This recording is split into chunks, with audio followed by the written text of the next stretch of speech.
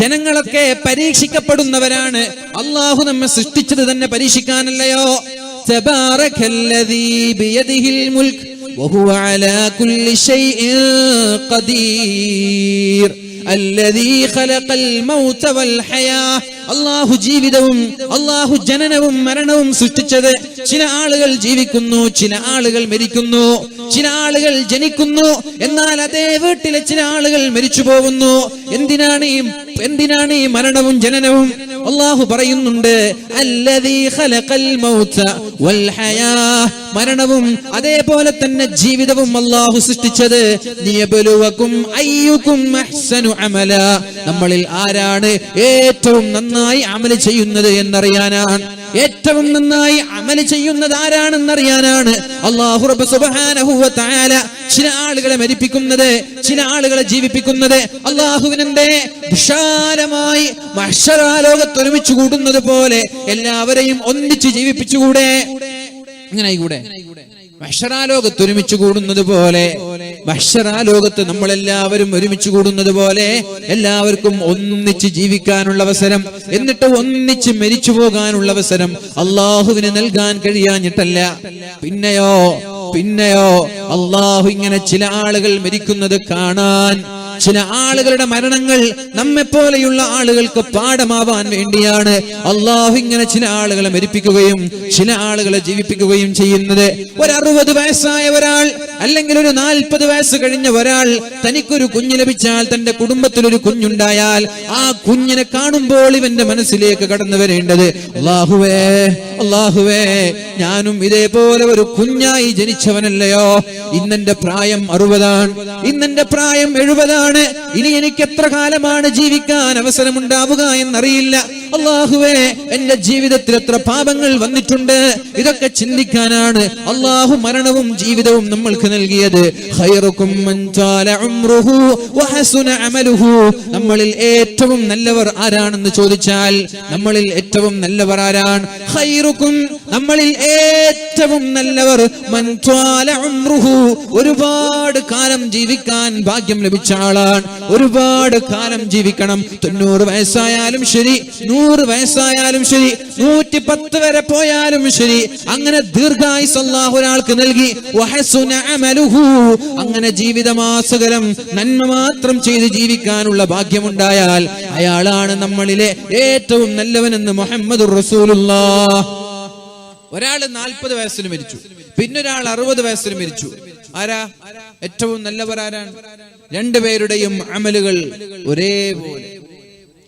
40 വയസ്സായ ഒരാൾ മരിച്ചുപോയി, 60 വയസ്സായ ഒരാളും മരിച്ചുപോയി. എന്നാൽ രണ്ടുപേരും അമല് ചെയ്തത് ഒരുപോലെയാണ്. 60 വയസ്സ് വരെ ജീവിച്ച ആളാണ് അള്ളാഹുവിന്റെ കോടതിയിൽ രക്ഷപ്പെടുന്നത്. എന്തേ രക്ഷപ്പെടുക എന്ന് പറഞ്ഞാൽ ഉന്നതമായ ദറജ ലഭിക്കുന്നത് എന്തേ? അയാൾക്ക് 20 റമദാൻ കൂടുതൽ കിട്ടിയില്ലയോ? 20 ലൈലത്തുൽ ഖദർ കൂടുതൽ കിട്ടിയില്ലയോ? ഒരു ലൈലത്തുൽ ഖദർ എന്ന് പറഞ്ഞാൽ 83 ആയുസ്സല്ലയോ? ഒരു ലൈലത്തുൽ ഖദർ എന്ന് പറഞ്ഞാൽ 83 വയസ്സല്ലയോ മുഅ്മിനീങ്ങളെ?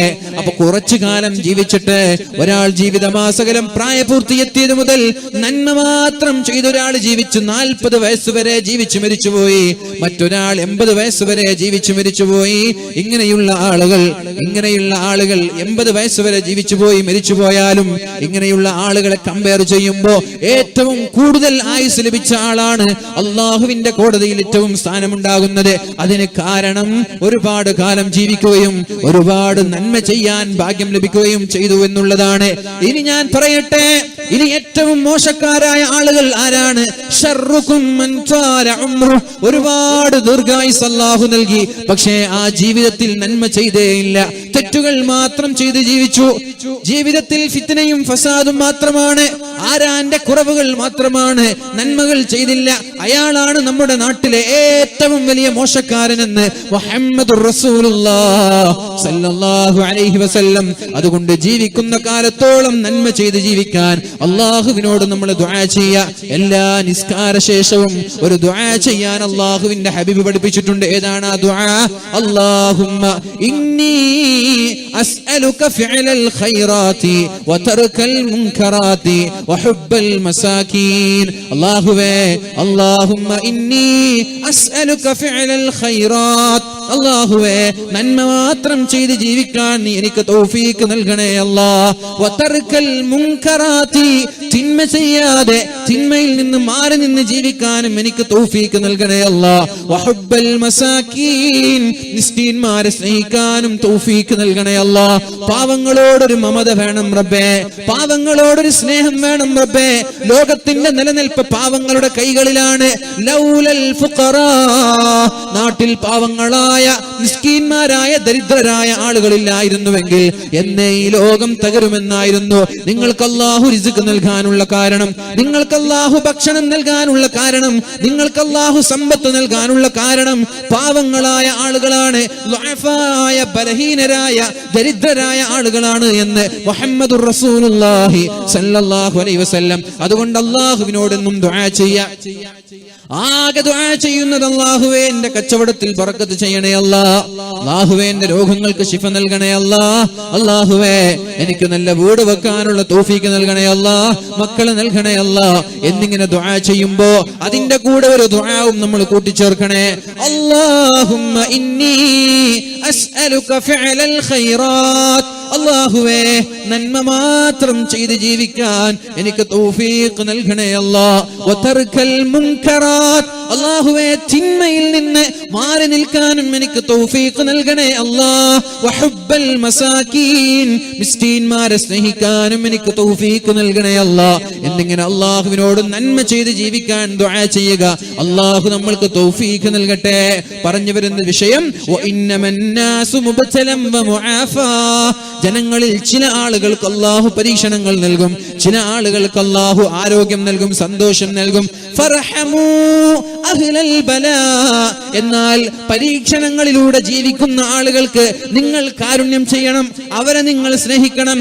വഹ്മിദുല്ലാഹ അലൽ ആഫിയ, അല്ലാഹു നിങ്ങൾക്ക് തന്ന സുഖങ്ങളെ ഓർത്ത് അല്ലാഹുവിനെ നിങ്ങൾ സ്തുതിക്കണമെന്നും മഹാനായ ഈസാ നബി അലൈഹിസ്സലാം പഠിപ്പിക്കുകയാണ്. ഇനി കേൾക്ക്, ഇനി അല്ലാഹുവിന്റെ ഹബീബ് പറയുന്ന ഒരു ഹദീസുണ്ട്. ദാവൂദാജി ദാവൂദാജി നിർത്താനായ ഞാൻ നിങ്ങളോട് ആദ്യം പറഞ്ഞു മജ്‌ലിസിനോട് ആദ്യം നടത്തിക്കോളൂ. ഞാൻ നിർത്താനേതായാലും നിന്നിട്ടുന്നില്ല.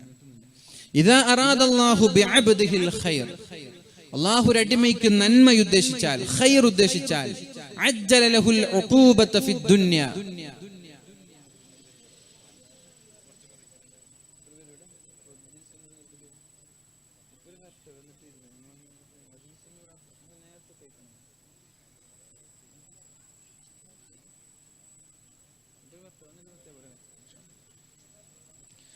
ഇദാ അറാദല്ലാഹു ബിഅബ്ദിഹിൽ ഖൈറ, അല്ലാഹു ഒരു അടിമയ്ക്ക് ഖൈർ ഉദ്ദേശിച്ചാൽ, അഥവാ അല്ലാഹുവിന് നമ്മളോട് സ്നേഹമുണ്ടായാൽ, അജ്ജല ലഹുൽ ഉഖൂബത ഫിദ് ദുനിയ, നമ്മൾ ചെയ്യുന്ന തെറ്റുകൾക്ക് അല്ലാഹു ദുനിയാവിൽ തന്നെ ശിക്ഷ തരുമെന്നാണ്. വലിയൊരു പോയിന്റാണ്, നിങ്ങൾക്ക് ജീവിതത്തിൽ ഇത് അനുഭവിക്കാൻ കഴിയും. അല്ലാഹുവിന് നമ്മളോട് സ്നേഹമാണെങ്കിൽ, അല്ലാഹുവിന് നമ്മളോട് ഇഷ്ടമാണെങ്കിൽ, അജ്ജല ലഹുൽ ഉഖൂബത ഫിദ് ദുനിയ, ദുനിയാവിൽ തന്നെ അല്ലാഹു ശിക്ഷ നൽകുമെന്നാണ്. വീട്ടിൽ നിന്നിറങ്ങിയ നമ്മൾ എന്തെങ്കിലും ഒരു തെറ്റു ചെയ്താൽ ആ തെറ്റിനുള്ള ശിക്ഷ വീട്ടിലെത്തുമ്പോൾ ഭാര്യ തരും. അത് നിങ്ങൾ ജീവിതത്തിൽ മനസ്സിലാക്കിക്കോളൂ. നമ്മളൊരു തെറ്റ് പുറത്തുനിന്ന് ചെയ്തു, അല്ലാഹുവിന് നമ്മളോട് ഇഷ്ടമാണെങ്കിൽ നമ്മൾ ആ തെറ്റിനുള്ള ശിക്ഷ വീട്ടിലെത്തിയാൽ ഭാര്യ തരും. ഭാര്യ എന്തെങ്കിലും വിഷയം പറഞ്ഞ് നമ്മളുടെ സ്വൈര്യം നഷ്ടപ്പെടുത്തും, അന്ന് രാത്രി മര്യാദക്ക് ഉറങ്ങാൻ കഴിയില്ല. പുറത്തുനിന്ന് നമ്മൾ എന്തെങ്കിലും ഒരു തെറ്റ് ചെയ്തു, അതിനുള്ള ശിക്ഷയായിട്ടാണ് അല്ലാഹു റബ്ബ് സുബ്ഹാനഹു വ തആല ദുനിയാവിൽ തന്നെ ശിക്ഷ തരുന്നത്. ഒരു സ്വഹാബി ജാഹിലിയ കാലത്ത് സ്നേഹിച്ചിരുന്ന പരിചയമുള്ള ഒരു പെണ്ണ് ഒരു വഴിയിലൂടെ പോകുന്നത് കണ്ടപ്പോ ആ പെണ്ണിനെ തന്നെ ഇങ്ങനെ നോക്കി. പെണ്ണ് പാസ്സായി, പെണ്ണ് പോയി. അങ്ങനെ പെണ്ണ് പോയപ്പോ തിരിഞ്ഞിങ്ങനെ നോക്കി നടന്നു. പെട്ടെന്ന് ഒരു ചുമരിലേക്ക് നെറ്റി തട്ടി നെറ്റിയിൽ നിന്ന് രക്തം വന്നു. നബി തങ്ങൾ ചോദിച്ചു ഇതെന്താണെന്ന്. അപ്പൊ പറഞ്ഞു, നബി സംഭവം എങ്ങനെയാണ് സംഭവിച്ചതെന്ന് പറഞ്ഞു. അപ്പൊ നബി തങ്ങൾ പറഞ്ഞു, ഇദാ അറാദല്ലാഹു ബിഅബ്ദിഹിൽ ഖൈറ, അല്ലാഹു ഒരു അടിമയ്ക്ക് ഖൈർ ഉദ്ദേശിച്ചാൽ, അജ്ജല ലഹുൽ ഉഖൂബത ഫിദ് ദുനിയ, ദുനിയാവിൽ തന്നെ അല്ലാഹു അതിന് ശിക്ഷ നൽകുമെന്നാണ്. നമ്മളൊരു ഹറാമ് കണ്ടു, വേണ്ടാത്തൊരു പ്രവർത്തനം നമ്മളിൽ നിന്നുണ്ടായാൽ നമ്മുടെ ഭാര്യമാരിലൂടെയോ നമ്മുടെ മക്കളിലൂടെയോ അള്ളാഹു അതിന് ശിക്ഷ നൽകുമെന്നാണ്. ഒന്നുകിൽ നമ്മൾ എന്തെങ്കിലും ഒരു കാരണത്താൽ വീഴുകയോ എന്തെങ്കിലും പ്രയാസങ്ങളോ ടെൻഷനോ നമ്മൾക്കുണ്ടാവും. അങ്ങനെ അള്ളാഹു ദുനിയാവിൽ തന്നെ ശിക്ഷ നൽകും.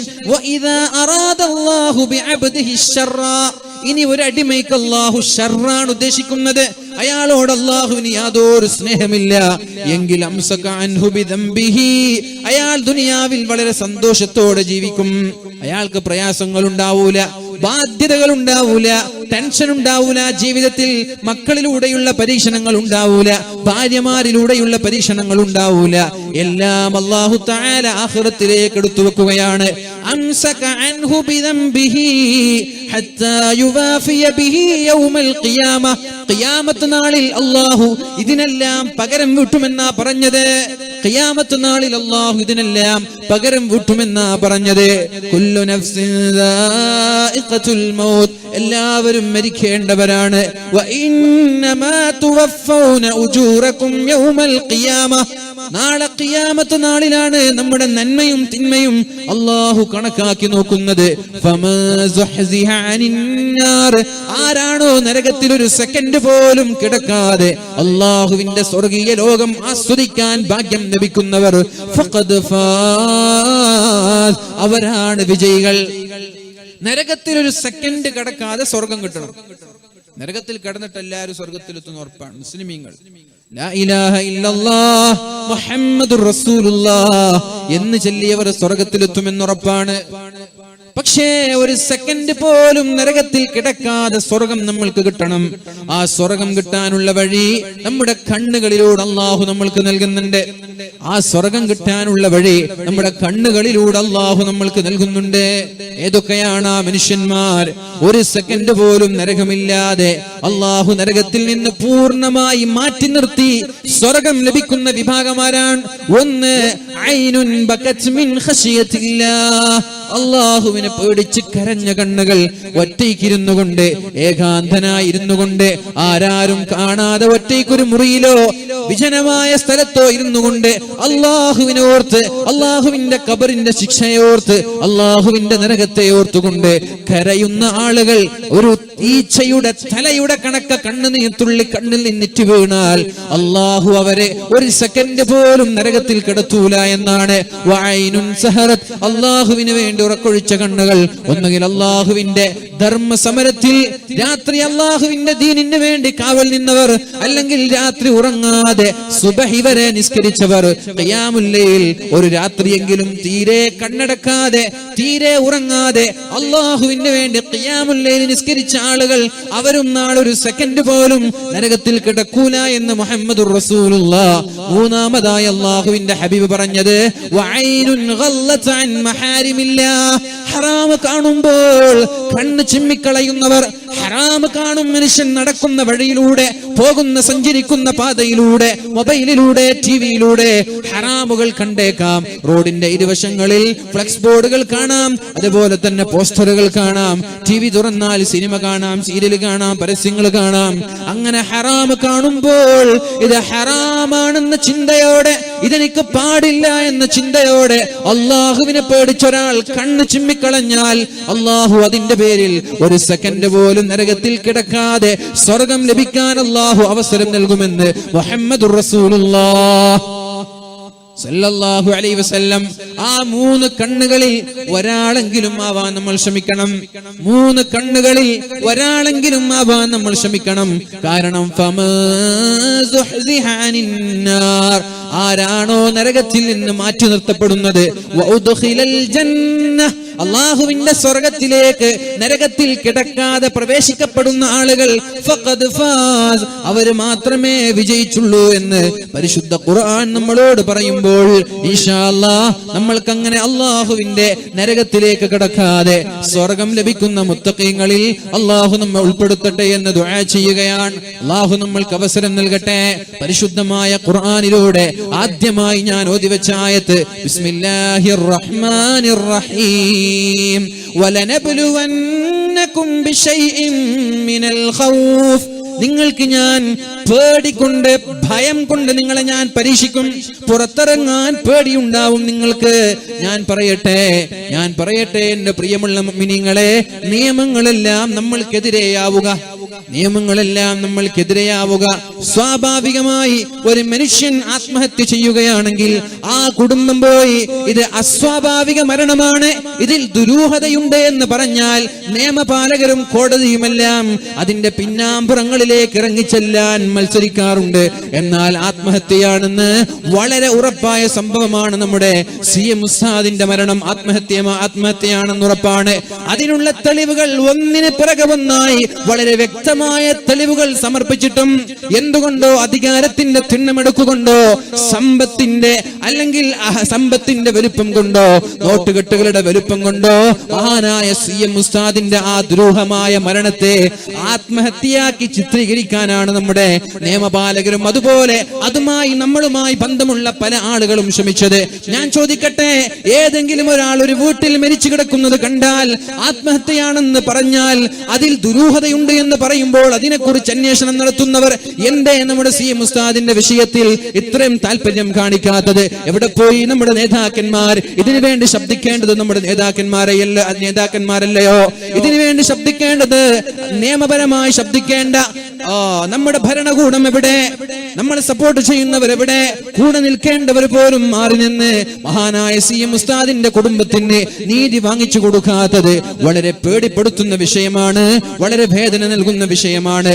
അതേപോലെ വടകര ഭാഗത്തുള്ള ഒരു സഹോദരൻ ഷംന എന്ന് പറയുന്ന പൊന്നുമോൾ ഡോക്ടർമാരുടെ അശ്രദ്ധ മൂലം മരിച്ചു പോവുകയും 2 വർഷക്കാലമായ ആ പിതാവ് തന്റെ മകളുടെ നീതിക്ക് വേണ്ടി പോരാടി ഇന്ന് ആ സഹോദരൻ മസ്കറ്റിൽ വെച്ച് മരിച്ചു പോവുകയാണ്. നമ്മുടെ ആദരണീയരായ ശൈഖുനാ ചേലക്കാട് ഉസ്താദ് അവർകൾ നമ്മുടെ വേദിയിലേക്ക് കടന്നു വന്നുകൊണ്ടിരിക്കുന്നു. അല്ലാഹു അക്ബർ, അല്ലാഹു അക്ബർ, അല്ലാഹു അക്ബർ, ലാ ഇലാഹ ഇല്ലല്ലാഹു വല്ലാഹു അക്ബർ, അല്ലാഹു അക്ബർ വലില്ലാഹിൽ ഹംദ്. അല്ലാഹു ആഫിയത്തും ആരോഗ്യവും അല്ലാഹു നിലനിർത്തി കൊടുക്കട്ടെ. സമസ്ത കേരള ജംഇയ്യത്തുൽ ഉലമയുടെ കേന്ദ്ര മുശാവറ അംഗമാണ് നമ്മുടെ അഭിവന്ദനായ ശൈഖുനാ ചേലക്കാട് ഉസ്താദ് അവർകൾ. അപ്പോൾ ഞാനിനി വിശദീകരിക്കാൻ ആഗ്രഹിക്കുന്നില്ല. അള്ളാഹു നമ്മൾക്ക് പരീക്ഷണങ്ങൾ നൽകുമെന്നാണ്. എങ്ങനെ പേടി, പുറത്തിറങ്ങാൻ പേടി, അടിച്ചു കൊല്ലുമോ? മദ്രസ വിദ്യാർത്ഥിയെയാണ് യാതൊരു കാരുണ്യമില്ലാതെ അടിച്ചു കൊന്നത്. മുസ്ലിമീങ്ങളായ ആളുകളെ മുസ്ലിം ആണ് എന്നതിന്റെ പേരിൽ നിരന്തരമായി കേരളത്തിന് പുറത്തുള്ള സംസ്ഥാനങ്ങളിൽ നിന്ന് ദുരൂഹമായ കൊലപാതകങ്ങളുടെ കഥകളും വാർത്തകളും നമ്മൾ കേട്ടുകൊണ്ടിരിക്കുകയാണ്. അപ്പൊ നിങ്ങളെ ഞാൻ ഭയപ്പെടുത്തും, നിങ്ങൾക്ക് ഞാൻ പട്ടിണി തരും, പട്ടിണി കിടക്കേണ്ടി വരും, നിങ്ങളുടെ സാമ്പത്തികമായ ബാധ്യതകളും പ്രശ്നങ്ങളും പ്രാരാബ്ദങ്ങളും നിങ്ങൾക്ക് നൽകും, നിങ്ങളുടെ ശരീരങ്ങളിലൂടെ അല്ലാഹു നിങ്ങളെ പരീക്ഷിക്കും, കൃഷിയിലൂടെ, ഫലങ്ങളിലൂടെ. എന്നാൽ ഇത്തരം സാഹചര്യങ്ങളിൽ ആരാണോ അല്ലാഹുവിനെ ഓർത്ത് അൽഹംദുലില്ലാഹ് എന്ന് പറയുന്നവർ, കടം ബാധ്യതയുണ്ടായി വലിയ കോടീശ്വരന്മാർ ഒരു സുപ്രഭാതത്തിൽ ഒന്നുമില്ലാതെയാവുകയാണ്. സമ്പത്ത് മുഴുവനും പല കേസുകളിൽ അകപ്പെട്ട് മുഖം നോക്കി പുറത്തിറങ്ങാൻ കഴിയാതെ പ്രയാസങ്ങൾ അനുഭവിക്കുന്ന കോടീശ്വരന്മാരറിയാം. പുറത്തിറങ്ങാൻ കഴിയാത്ത രീതിയിലേക്ക് അവര് വല്ലാത്ത പ്രതിസന്ധിയിലൂടെ കടന്നു പോകുന്നവർ.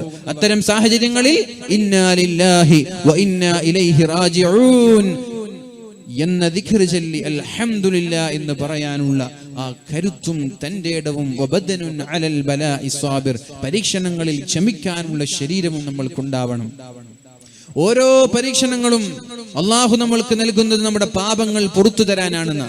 എന്ത് രോഗം വന്നാലും പരിശുദ്ധ റസൂലുള്ളാഹി സ്വല്ലല്ലാഹു അലൈഹി വസല്ലമ തങ്ങൾ പറയുന്നുണ്ട്, നമ്മുടെ അടിമകൾക്ക് അള്ളാഹു നൽകുന്ന ചില രോഗങ്ങളെ കുറിച്ച്.